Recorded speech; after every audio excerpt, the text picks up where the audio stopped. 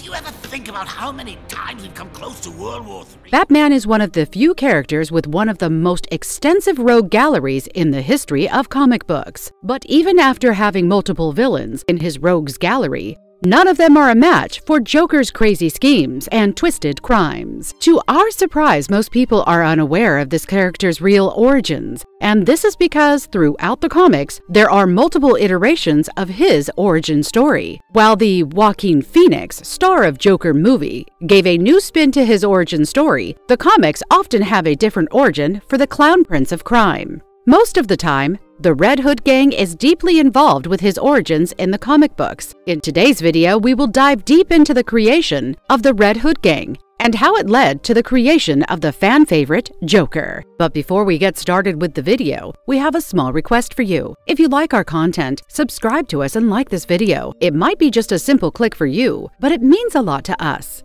Now that we've gotten that out of the way, let's get started.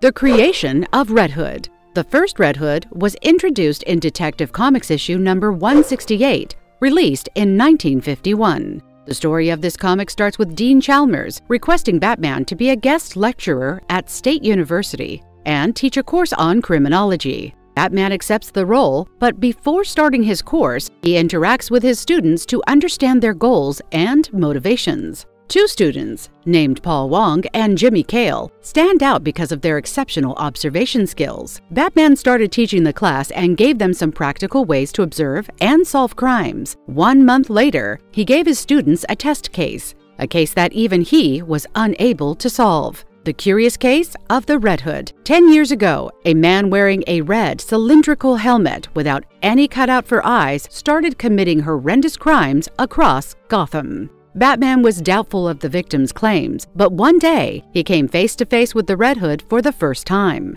Batman was also puzzled about how the Red Hood saw through his helmet, because his helmet didn't have a cutout for eyes. Red Hood mocks him, claiming that he might have X-ray vision. The Red Hood also reveals his reasoning for wearing the red hood over his face. He claims that anyone can identify him from his eyes, ears, or the shape of his chin, but this cylindrical hood protects all the features of his face. Thus, he'll never be caught. The Red Hood then shoots a nearby pipe, which releases ammonia into the environment. Batman struggles to breathe, and after a short period, when Batman recovers, he finds that the red is gone. Batman is confused as to how he escaped so quickly. The gas should have affected him the same way as it did to him. A month later, Batman, along with a few cops, finally cornered the Red Hood as he was running away from a crime scene. But to everyone's surprise, the Red Hood jumps into a water filled with chemical waste and tries to run away. Everyone presumed the Red Hood to be dead because he was never seen after that incident,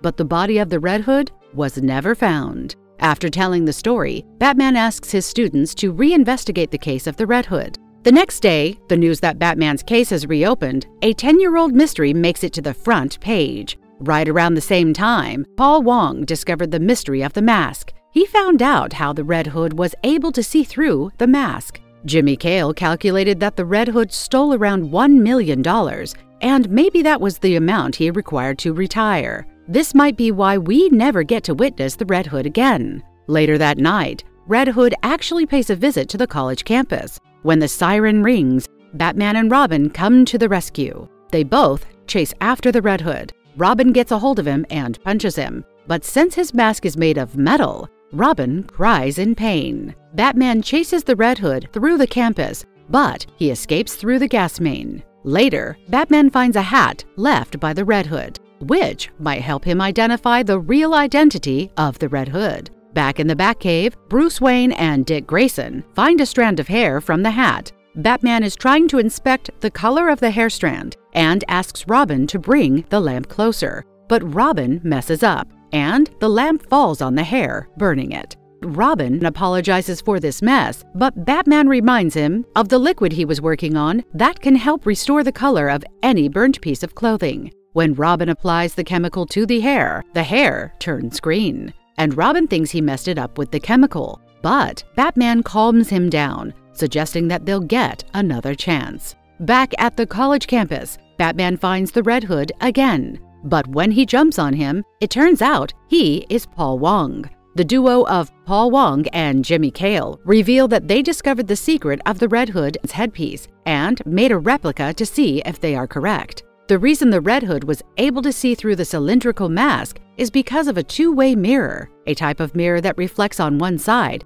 but is transparent on the other. The Red Hood uses a pair of two-way mirrors on his mask, but the mirror blends with the shiny metal, making it appear as if this is only one piece of metal helmet. The students also revealed that the mask has two other benefits. It also acts as a mask gas and a diving helmet. That's why the Red Hood was unaffected after bursting the ammonia pipes and could also escape through the chemical-laced water. The students also found out that his initial plan was to make $1 million and retire, but it's confusing as to why he appeared again on the school premises. Batman deduces that there's only one answer to why he appeared again. It was to mock them because they reopened the case. Meanwhile, the Red Hood appears again on the college premises. Batman and his students chase after him, but when they think they caught him red-handed, it appears they got the school gardener. Batman recognizes him and claims that he has a history of crimes. The gardener says yes,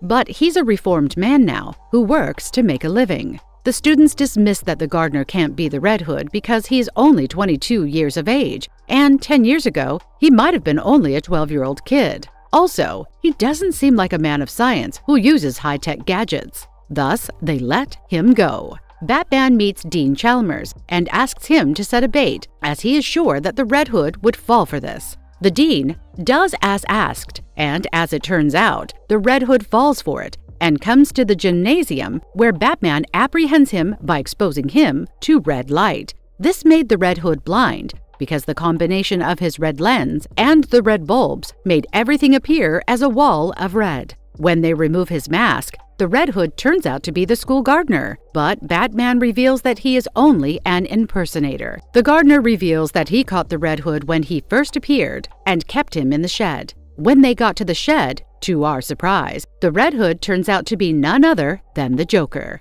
The Joker reveals that 10 years ago his skin color was normal and he was a worker at a lab.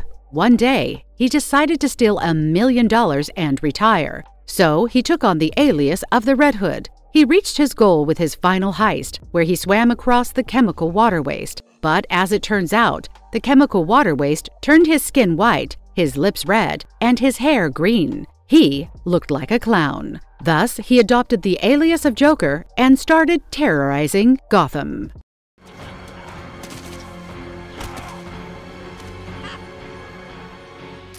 The tragic transformation from Red Hood gang comedian to the iconic Joker. The Red Hood gang made another appearance in Batman the Killing Joke animated movie and comic book. This storyline gives a proper backstory of the Joker and how he became the menacing clown he is today. Through flashbacks, it was revealed that Joker used to work at a chemical factory. He didn't like it there, thus he quit working at the chemical factory to become a stand-up comedian. But he also had to take care of his wife because his wife was pregnant with a baby. He wanted to make a lot of money before his baby came into this world. One day in a bar, he was given the opportunity to make a lot of money by some shady men who wanted his help to sneak into the chemical factory where he used to work. Joker was initially hesitant, but agreed only because he wanted to provide for his wife and unborn child. The men asked him to wear a red hood, so no one would know he committed the crime. Joker is reluctant because he thinks he'll be unable to see anything while wearing this mask. But the shady men convince him he'll be able to because the mask has a pair of two-way mirrors attached to it. The night they were about to commit the crime, some police officers arrived and broke the news to Joker that his wife and unborn child were dead because of an accident. So Joker backs out of the robbery plan because he has no reason to.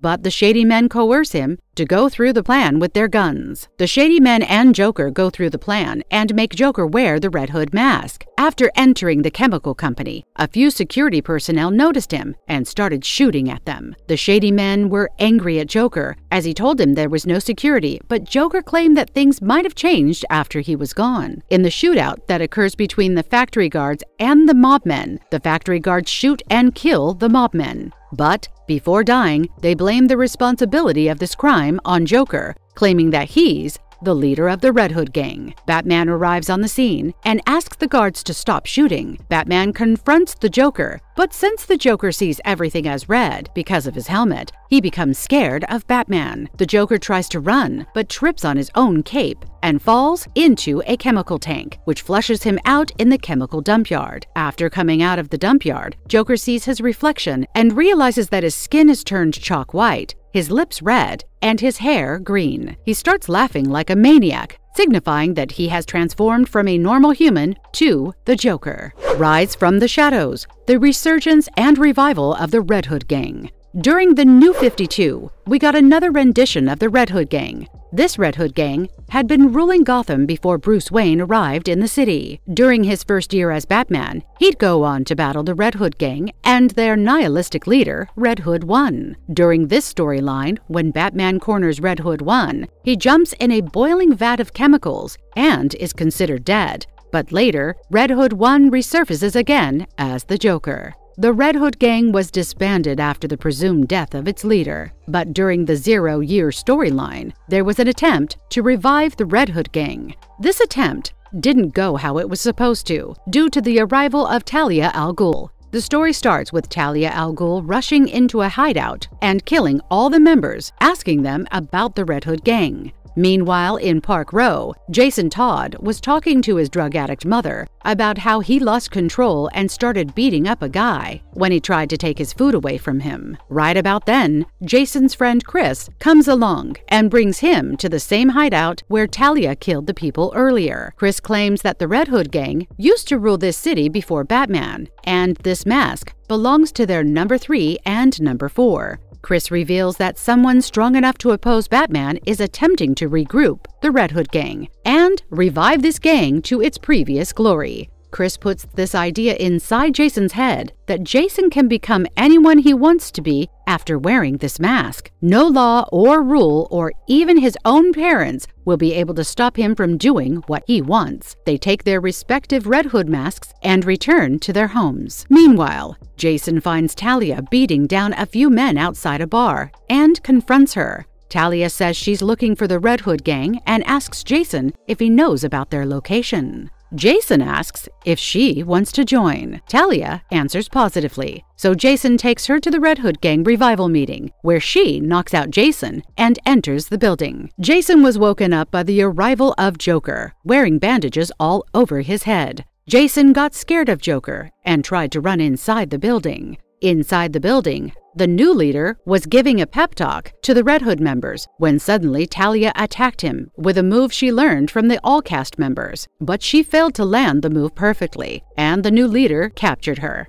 Right about then, Jason Todd arrives and performs the same move seamlessly, which does something to the leader, and he is stunned temporarily. Taking this chance, Talia chops off the head of the new leader. Meanwhile, downstairs in the building, Joker breaks the main gas pipe. Talia, Jason, and Chris run away from the site as all the other Red Hood members try to go after them for killing their new leader. But right about then, Joker burns a matchstick and sets the building on fire, killing all the remaining members of the Red Hood gang. Marvelous verdict. There had been 2 renditions of the Red Hood gang throughout the Batman comics. During the post-crisis event, we get the Red Hood gang, a group of gangsters who committed orchestrated crimes. During the Batman Killing the Joke storyline, these gangsters framed the Joker as the leader of the Red Hood gang. But the New 52 version of the Red Hood gang was slightly different. They were the first antagonist of Batman during his first year in Gotham. The leader of this Red Hood gang, the Red Hood 1, went on to become Joker. Since there's news floating around that Barry Keoghan will return as the Joker in the Batman sequel, we wonder if we can get a storyline similar to the New 52 Red Hood gang, where the Joker escapes and forms a Red Hood gang and poses a massive threat to Batman in his former years. Well, this can work as an excellent storyline for the movie, but right now, we can only discuss theories and wait for a sequel to Matt Reeves' Batman. With that being said, if you liked our content, do like and subscribe if you haven't already. Have a good one and be safe. Thanks, everyone.